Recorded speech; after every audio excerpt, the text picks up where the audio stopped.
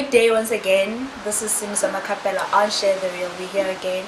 The Corner Cafe. Happy Women's Day to every single woman around the world.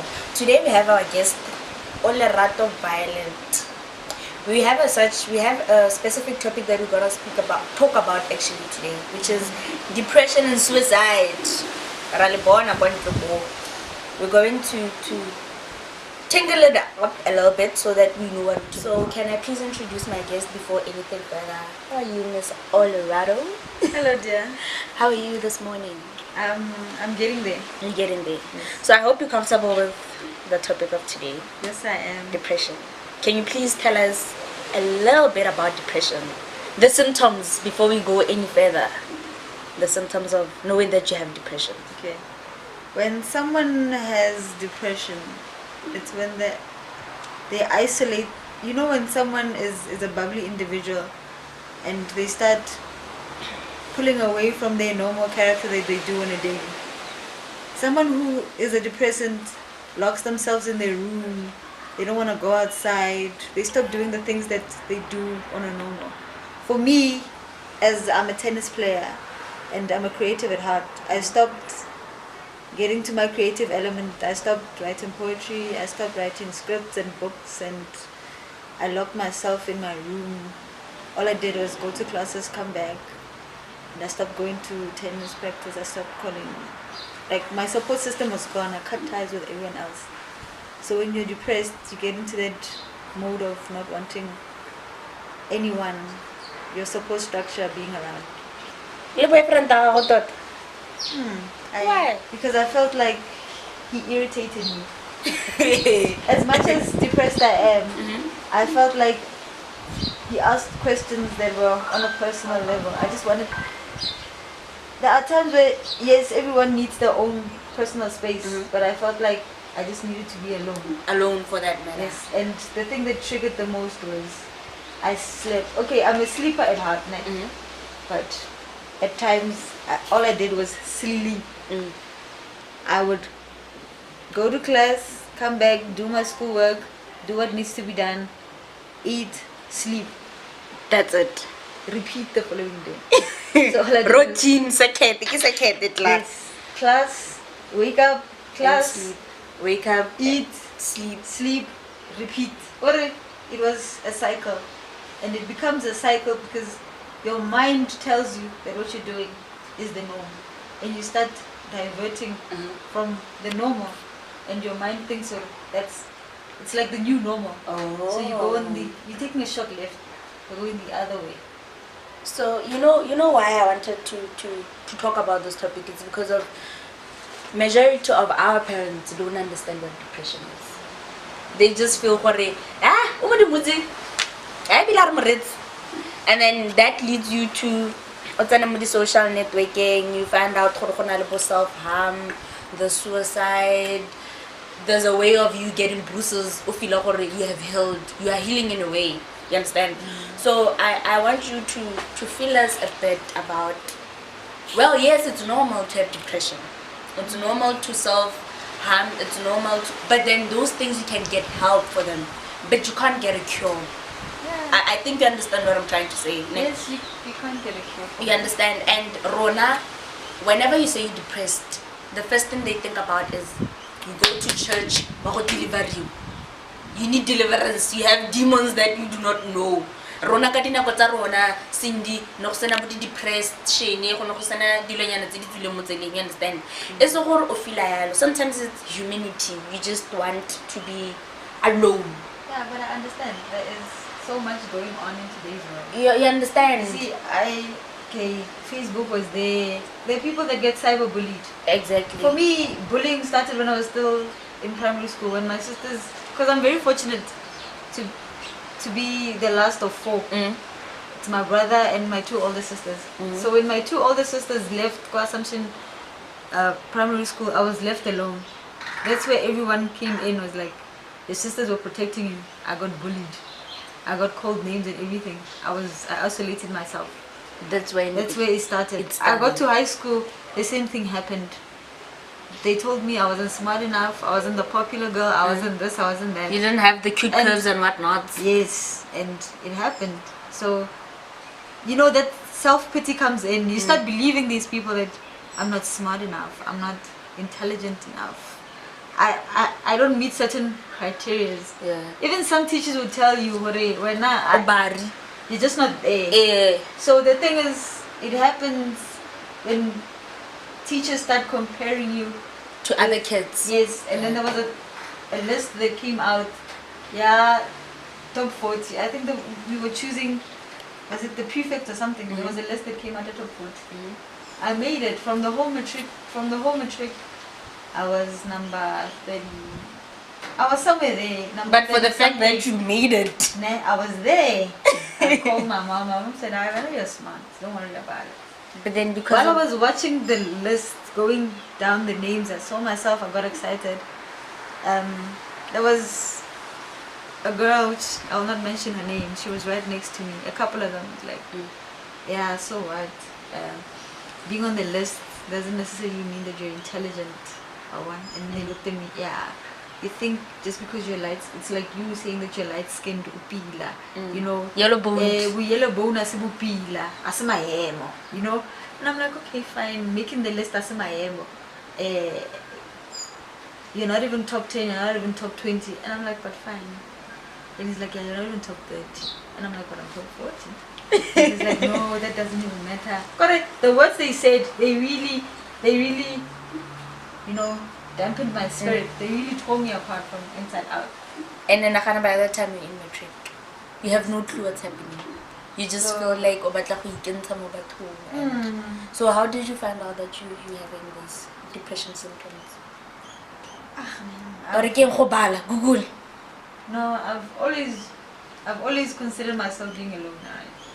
Okay. And I there were episodes when I got to Katalape, after my best friend died in 2015.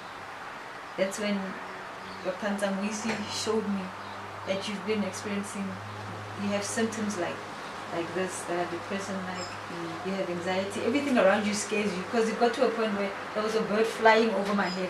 Like, it felt like I was dodging a bullet. I went down on my, luckily there was no one. I dived into the bushes and I came out. Okay, I'm fine. It was just a bird. So when I talked to Dr. Nzamwisi, he explained everything, that it's fine, it's normal to feel like this. And while I was talking about my childhood, he explained that there are certain, my upbringing still to that point, that there are certain triggers. The people at primary school triggered that. High school triggered that. Me not getting good marks in grade 11 triggered that. Because I just scaled through grade 11 and I just got pushed into matric. Which was condoned, you were condoned actually. Yeah. That triggered it. I applied to vet school. They said no for the past I don't know how many years. It's still another trigger. Because I was belittling myself, saying that I'll never reach my dream, I'll never become a veterinarian, because to me being a vet is the whole world. And then I just left it. Me going to the second after my matric year, I passed, but it's just one of those things that it's just good marks, madada score. Good marks. So then I passed, but you were not happy with it. I wasn't happy, so I upgraded. Some marks were better, the other ones were better. But for the fact that you failed is a matric. Yes, but I went. But the hardest part was me applying. After I upgraded for half the year, the first half of the year.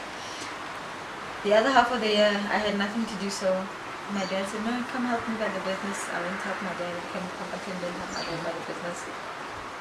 The following year, I applied for anything, everything. I got accepted for TT to become an analytical chemist. I did analytical chemistry. First year, first semester, flunked it. Like you wouldn't believe. I had friends who I thought I trusted, but my friends betrayed me in backstabbed you. Ways that were unimaginable. But you called them friends. Yeah, that's how I am. And I failed at that. I upgraded again. And then I said, no, let me just change analytical chemistry. I did veterinary technology. And last year of doing veterinary technology, they told me not. can't go back to school because you've been failing biochemistry for all these years. And I Yo. was left with biochemistry. It was the only one. Cried. I felt like a failure. I could never amount to anything. And I'm like, okay, maybe I'll become an Avon sales representative. So try that. It failed. I was dismal. I was getting Frustrated. People were staring at me at their doorsteps. I failed. And then I felt like I can't do anything. You know, and then my brother sat me down, took me, like, no, you're better than this, you're smarter than this. The kid we know that I grew up, my little sister I grew up watching is better than this. We went to UNISA in Sunnyside Park, and then we went to the HESA board, and they told me, Wena, because you upgraded, you did business economics. Business economics, you had maths, you have accounting, you have science and biology. Not all of those how do you see to your dream. Yeah, it's but, because the second op. Yeah, but they make me qualify for an exemption. Oh. Which is like a university entrance, a bachelor's. You could go do a bachelor's anywhere. I'm closer. So that's when I met a friend of mine that I used to go to primary school with. We rode in the same bus. She told me, no. And she got accepted for veterinary sciences at UP. But she came to Mafikeng, Moyinibo, and she did animal health technician. I was working with. So that's what I'm doing now. Like I'm a step closer. You're a step closer. Yes. Which is very, very nice. For the fact that you've been swayed and you're still strong and you're still here again. You know, sometimes I can tell something about depression. Depression,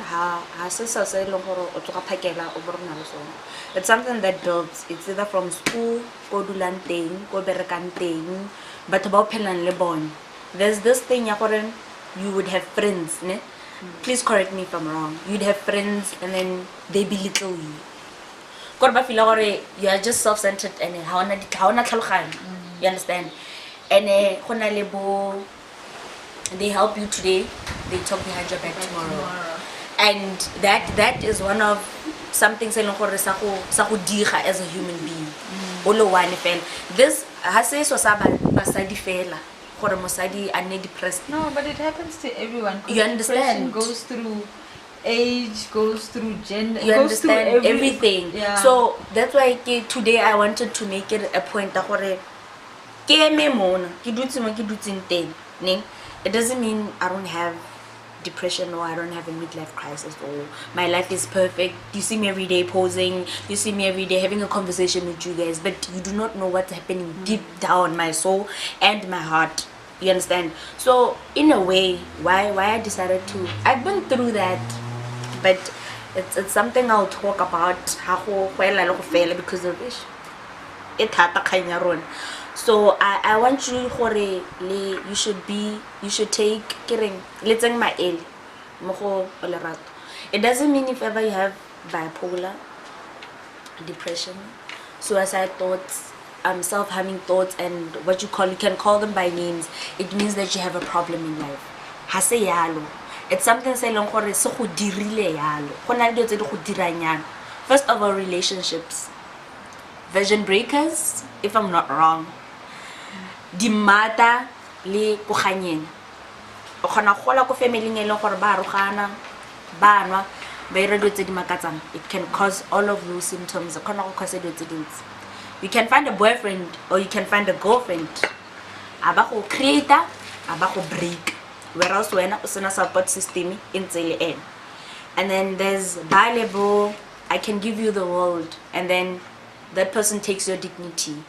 From us girl side, which is dignity, which is your virginity, something very special too. And then my mother got divorced, my father doesn't sleep home, like you understand?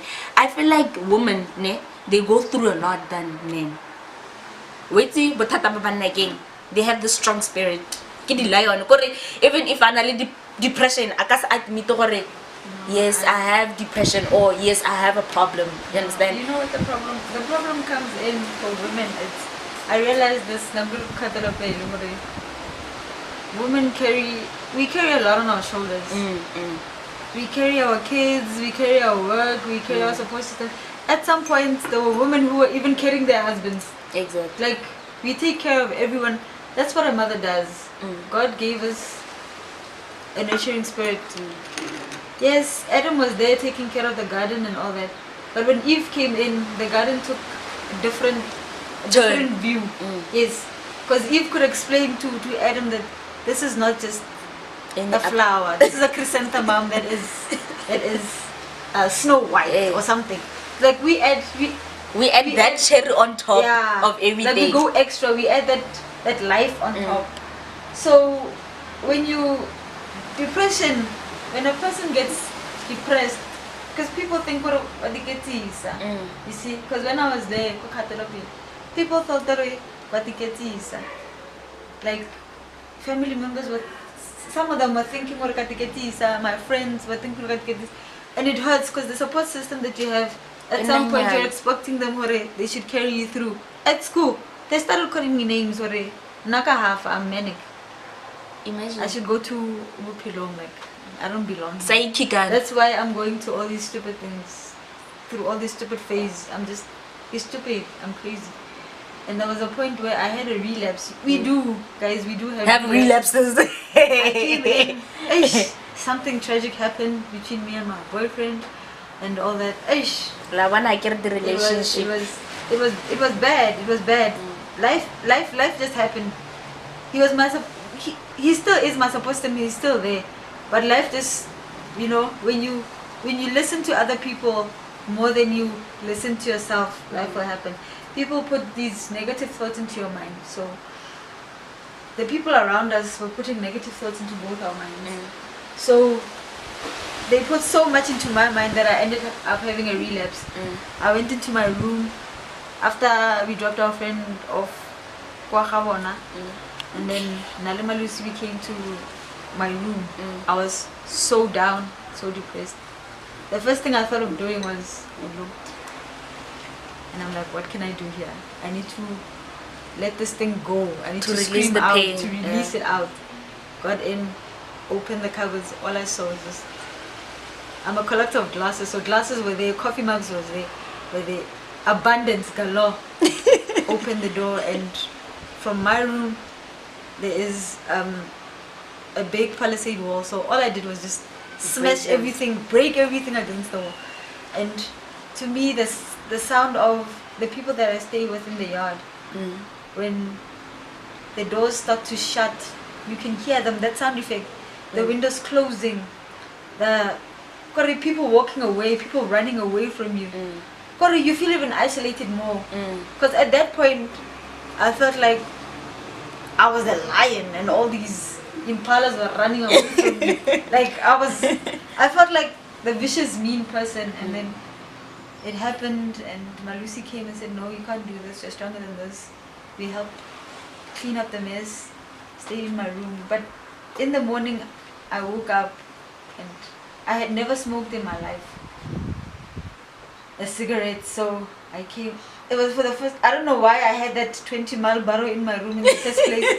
I sat down on the steps and I smoked. I sat next to Jane and I'm like, Jane, I don't do this. And it's like, baby, don't worry. I started with one. Life happens. And I'm like, really? It's like, life happens. Life happens. We go through all of this and life happens. And I cried. And then when I talked to the other girls, they said, yesterday you closed our windows because you went on another level. You scared all of us. Because they don't know what's happening. Even the guys were afraid to come and confront you and talk to you. But what I needed for them at that specific moment was, I felt like some of them were being judgmental. But what I needed at that specific moment was for them. Sometimes it's like after a funeral, we know that the person has passed on. But we don't need you to come and say, it's easy. But at least with us there. Be there, give me a hug, take a chair, sit there in silence. Just be there. Even if you don't say anything, but then you being there, it's something. Even if you're there 10%, even if your mind is not there, or do something productive next to me. You understand? Don't sit there. You get it. That's why I was saying relationships. Because I still remember I was in a beautiful relationship. I don't want to lie. It still is. I still picture it as a beautiful relationship. And this relationship, I didn't heal from my father's maragaragarag. And then this girl came into my life and decided to paint this beautiful flower picture in front of, behind that mess. And then I was like, okay, no man, I forgot about what my dad did. It's fine. I don't care actually. Oh, sharp. I forgive him because of it. Sometimes forgiving, it cleans your heart. And then this girl broke my heart into pieces. Not small pieces that you can combine again. Literally the piece. And then first thing I thought was, I'm gonna be an alcoholic. And then I started drinking heavily. I missed my grade 11 finals. Ke kwala mare wa ke lo bana tsana mo exam room mo kwala lina lo gore go a tshwana ke a bala ke why ke tshwantse ke why should I go forward.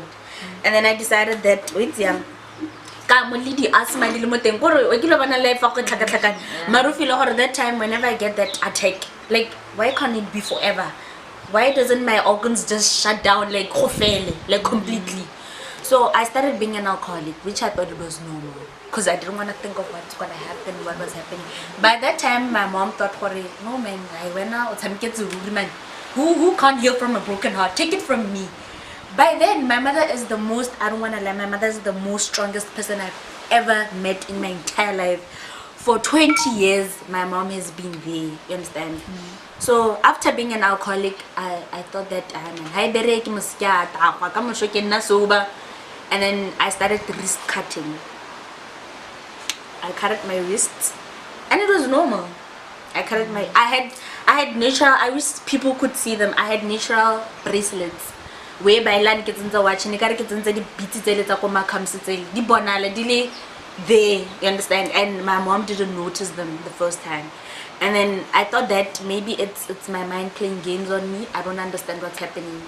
And then I sat down with a couple of friends who were going the same phases. That girl, I don't want to say she didn't care. Maybe she did, but she didn't want to show me. But for the fact that she broke me and made me who I am today, yes, sis, I love her for that. And I can kiss her butt for that. Just for the fact that she made me a strong young lady. You understand? Even though some things you understand? So the reason why I want to talk about this on my show is because I want young girls to learn to talk. It might not be your mom, it might not be your best friend. Find somebody or random. Or WhatsApp or Facebook.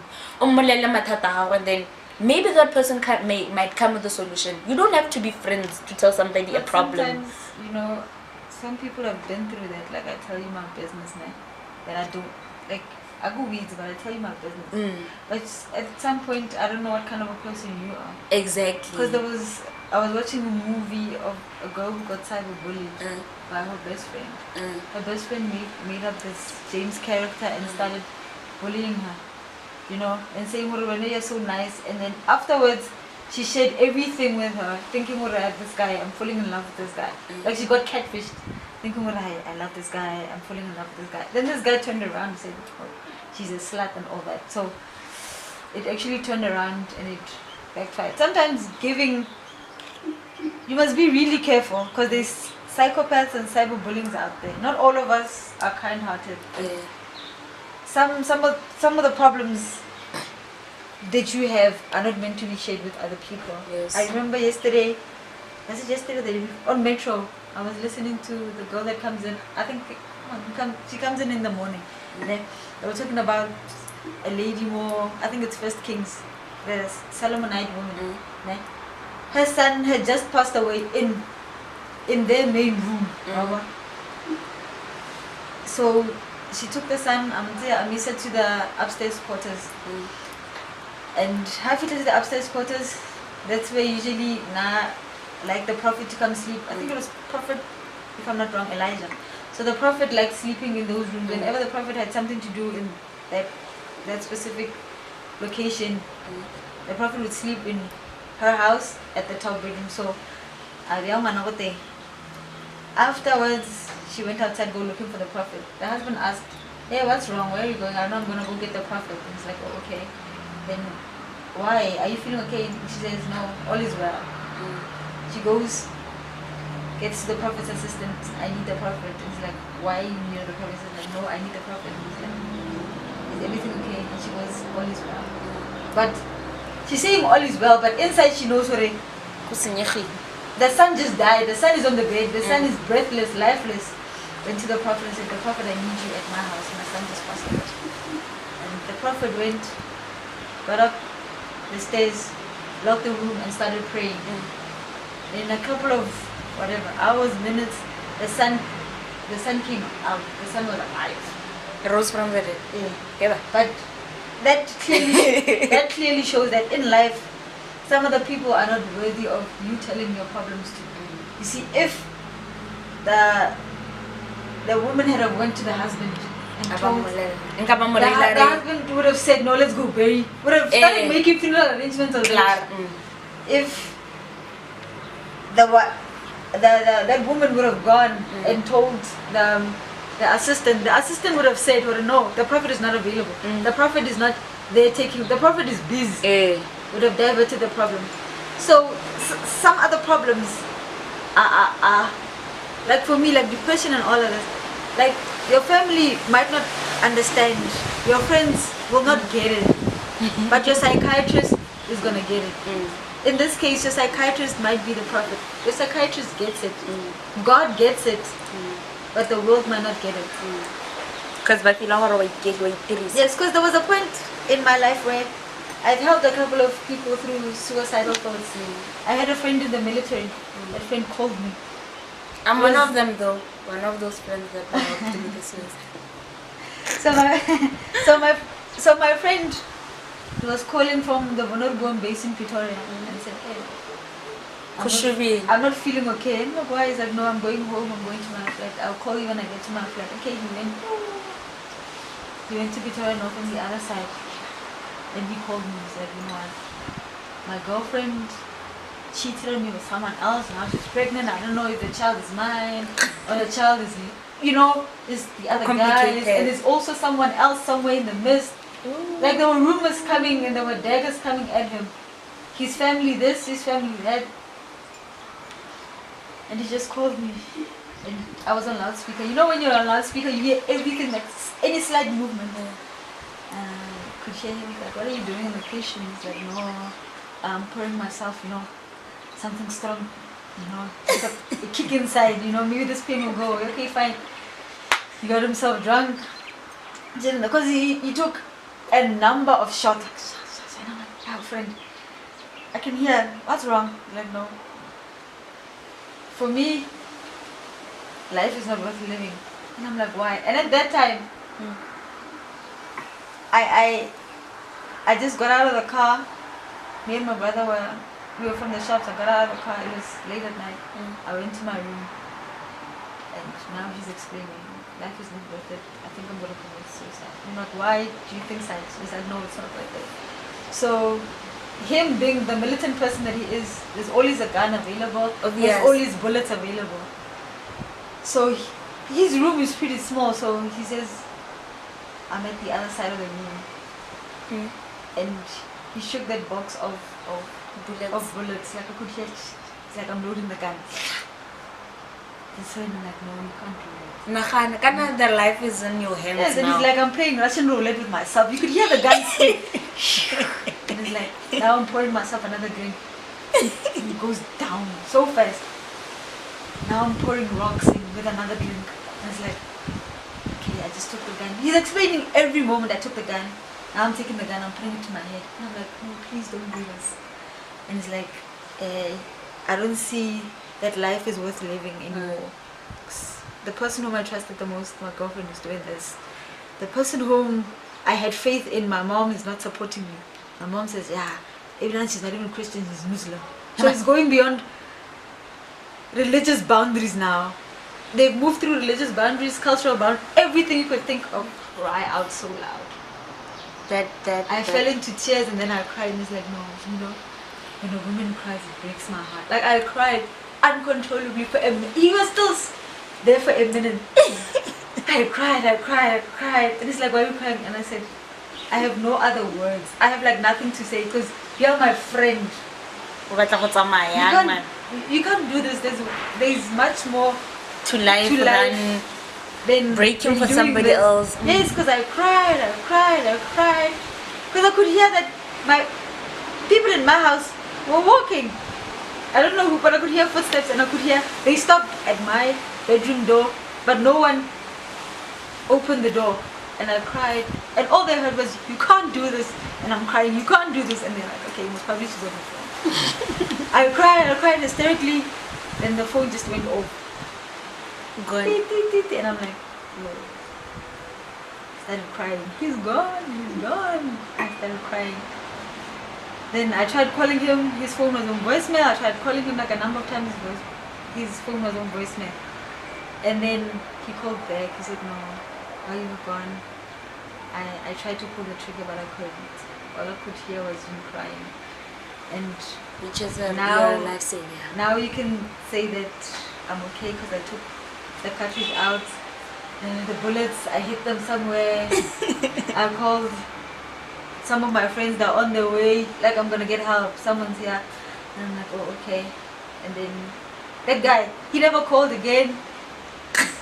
He never, like, our friendship just broke. He never called again. He deactivated his Facebook account. Like, he was just gone. I hope wherever he is okay. Yeah. I think you're going to learn a lot. If ever you have any questions, any problems that you want to talk about, you can inbox us on Facebook on Share the Real. You can have I'll send you guys my WhatsApp text. They'll be on the bottom of your screen. And there's YouTube. Follow us. Share the Real with us. Tell us what we left out and what we didn't. I really appreciate what you guys are doing for us, and keep on viewing and viewing.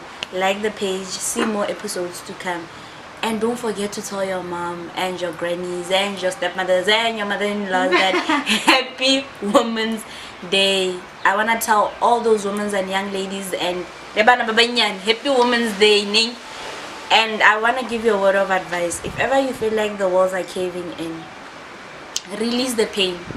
Don't depress yourself. Don't try to commit suicide. Tuba festere, tuba something. Distract yourself, but don't do anything that's gonna break your mother's heart or your father's heart. Hasa rote relabo mommy's little girl, babankebo daddy's little girl. So we are here for you. Share the Real. Thank you again. Thank you, Ola, for coming, by the way. It's my pleasure, darling. Anytime. And we are out. Woohoo!